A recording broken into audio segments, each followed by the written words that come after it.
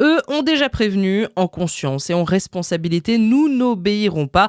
Plus de 2600 fonctionnaires de l'éducation nationale annoncent à travers une pétition qu'ils n'appliqueront pas les politiques du RN s'il emporte les législatives. La fonction publique place pourtant le devoir d'obéissance comme valeur cardinale. Les fonctionnaires peuvent tout de même avoir un devoir de désobéissance dans les très rares cas où un ordre serait illégal et contraire à l'intérêt public. Et certaines mesures au programme du RN pourraient en faire partie, selon Pierrick Gardien, avocat spécialiste du droit public.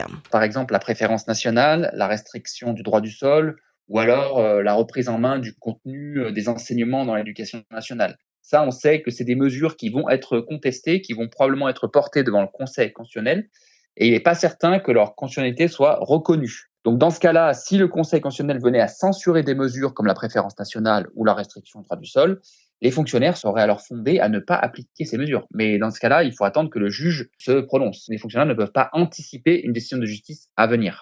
Les fonctionnaires qui ne respectent pas leur devoir d'obéissance s'exposent à des sanctions pouvant aller jusqu'à la révocation. Dans le reste de l'actualité, les 3 mineurs mis en cause dans le